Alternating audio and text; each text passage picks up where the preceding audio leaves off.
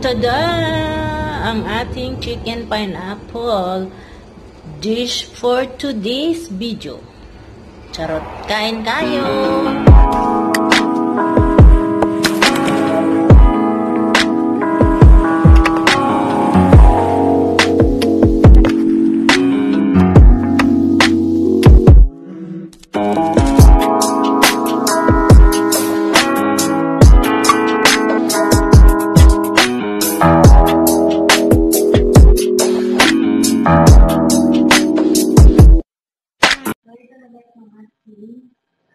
Hi guys! Welcome to my channel. So for today's video, magluluto tayo ng pininyahang manok.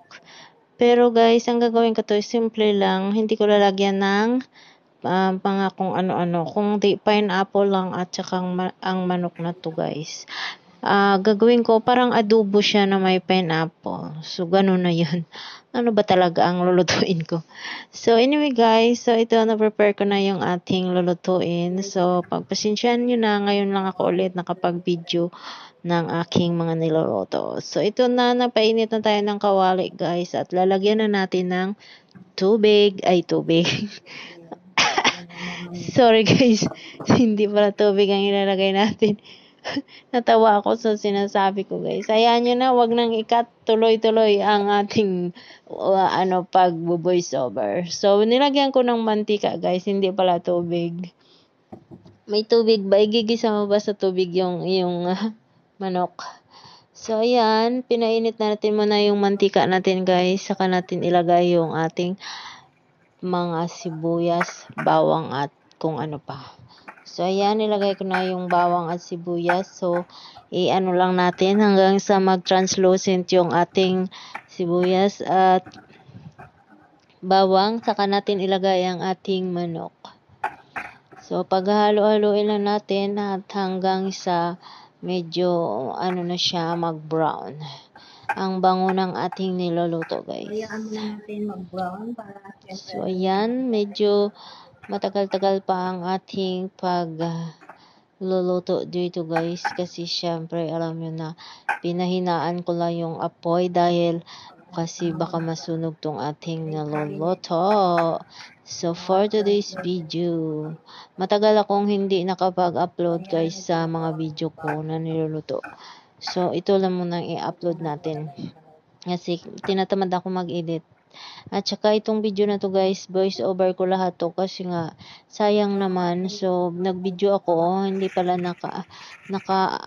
pala kasi yung aking microphone. So hindi ko alam na namatay. So lubat. So yon. Hanggang sa tuloy-tuloy na akala ko ganun pa rin, open pa rin siya or on pa rin siya. Yun pala hindi. So yan, nilagay na natin ang ating anong tawag dito guys? Yung ating manik. Nalagay na natin dyan guys kasi syempre ang manok ang ating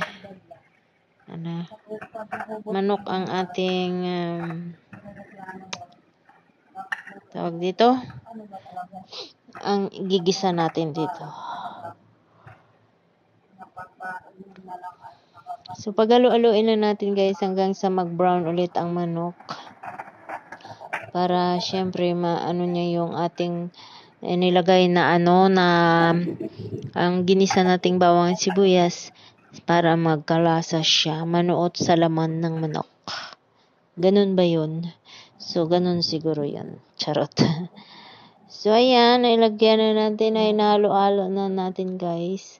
So di ko alam kung anong ginagawa ko pa yan dyan kasi ang tagal-tagal. So naglagay tayo ng white pepper powder. White pepper ang ginagamit namin dito guys kasi yung amo ko ayaw ng black pepper.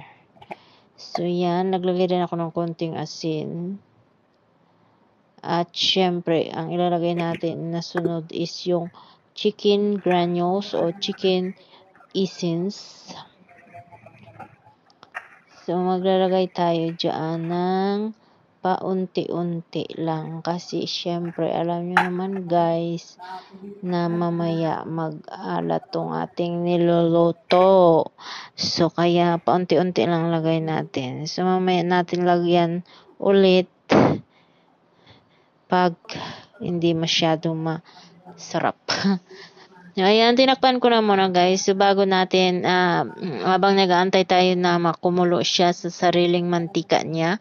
So, maghuhugas muna ako dito at pagpasensyahan nyo, hindi nadala yung ulo ko dito kasi nga, yung camera ko is na yumuko na naman kasi maluwag ang kanyang tripod ko.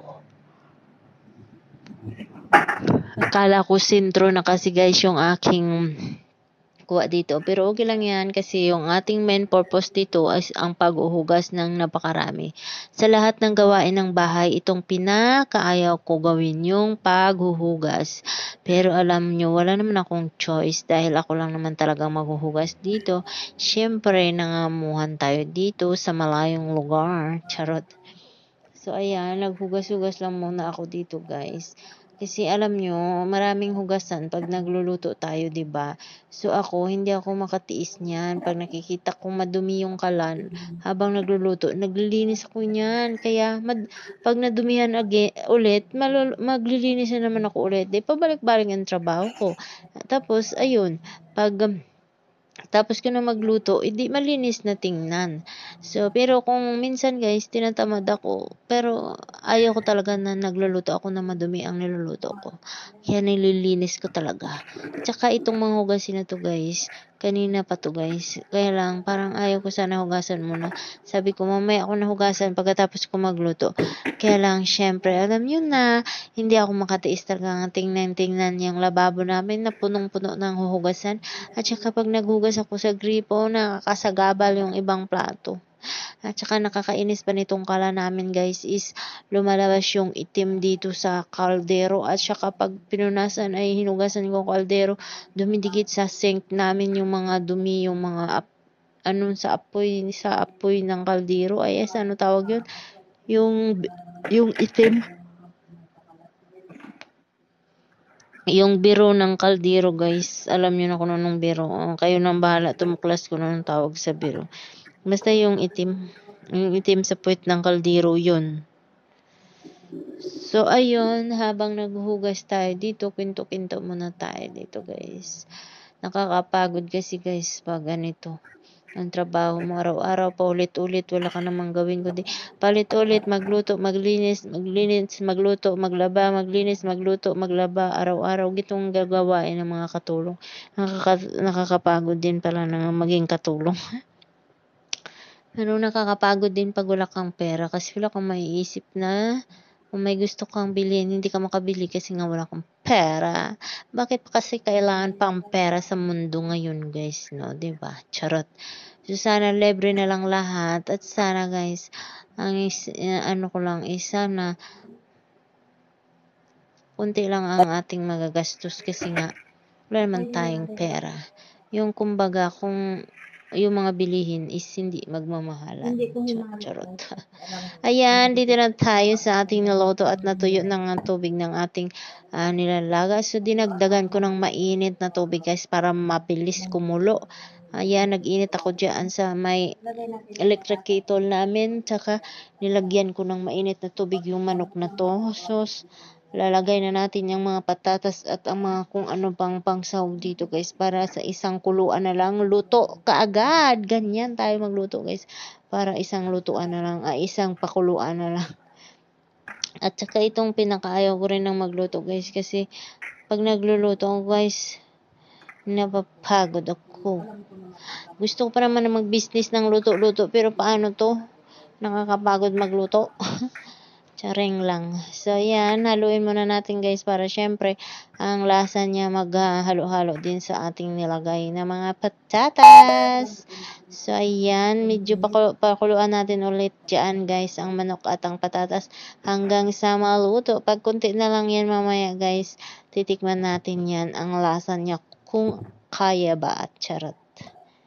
So, yan. Tinakpan ko na ulit at ito na guys yung ating kabila, guys. nilalagang manok with madumi. patatas. So, timplahan natin yan maya-maya. Mayroon namang timpla yan. So, tingnan natin kung anong lasa. So, guys, alam nyo ba na nag-video ako dito sa niluluto ko na to? Ang problema is hindi ko na on ang mic ko.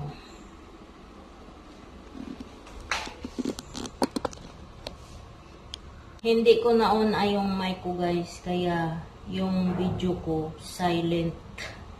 Yung video ko walang audio, at saka mayroong audio pero ano lang siya guys, as in hindi marinig. So may problema ata ang ating microphone na ginamit kanina. At saka hindi ko kasi na-off yung ating Bluetooth. Yun ang problema guys, kasi may Bluetooth tayo dito. Ito. May Bluetooth ako kasi kanina, kasi nakikinig ako sa pinapanood ko. Ang problema guys is hindi ko pala na-off. Nilagyan ko ng microphone ang cellphone ko para medyo malakas-lakas yung boses natin. So na-on ko naman yung microphone, ay ito. Naikabit ko sa cellphone ko. Ang problema is mahina talaga. Hindi ko alam kung may diferensya sa Bluetooth o dito sa microphone. So, ayan, siguro ko na lang, i-voice over yung ating video. So, yun guys, so, nag-aantay na ako ng niluluto ko na yun. Kuluan natin yan ng ilang minuto, tapos lagay natin yung pineapple. Ano guys, medyo natutuyo na yung ating manok. So, maglalagay na tayo ng pineapple at saka lagyan natin ng kunting sauce niya, yung sabaw ng pineapple, yung juice. So, ilalagay natin itong pineapple natin. Kunti lang naman ilalagay natin ng pineapple guys, kasi medyo marami itong ating nabili. Oh. Isang lata, medyo marami. So, lalagyan lang natin ng mga siguro 8 piraso. Kasi mag-sweet and sour ako sa susunod. So, pwede natin itong gamitin. So, ayan, lagyan natin ng kanyang juice para medyo matamis-tamis. Maghahalo ang tamis at ang alat. Para hindi siya masyadong tawag dito. Hindi siya masyadong alat ang malalasahan. Medyo may manamis-namis siya. So, ayan, medyo patuyuin ko pa yan hanggang sa medyo maluto ng pineapple natin na nilagay. Kasi, syempre guys, pag medyo maraming sabaw, hindi naman sila kumakain ng maraming sabaw, guys. Alam nyo naman, mga amo ko is chikwa. So, kailangan yan, medyo tuyo-tuyo. Medyo may sabaw na kunti, pero hindi masyadong ganito karami, guys. So, madami pa. So, pero sa atin, okay na to, diba? So, sa kanila, hindi okay yan. Okay lang naman kasi hindi pa masyadong malambot yung ating patatas. So, hanggang matuyo yan, hayaan natin. Nilagyan ko ulit yan ng white paper, guys. Kasi masarap pag may white paper. Mas maganda sana yung crush na black paper kasi hindi ako nakabili. So, tikman natin ulit. So, ayan ang lasa niya, guys. Manamis-namis. So, ayan ang paboritong lasa ng amo ko. Manamis-namis. So, takpan lang muna natin ito. Pakuluan natin ulit ng mga another 5 minutes. Siguro matutuyo na yan. So, ito na ang ating luto, guys. Luto na siya. So, medyo natuyo na. So, okay lang kahit medyo may sabaw pa kasi mamayang gabi, initin din natin yan. So, matutuyo din ulit yan. So, ayun guys, siguro hanggang dito na lang ulit ang ating video. Maraming salamat. Hanggang sa muli. Please don't forget to subscribe my channel, Kitalans Vlog. At i-follow nyo na rin ako sa Facebook page ko, Kitalans Vlog. So, yun lang. Maraming salamat. Hanggang sa muli. Paalam.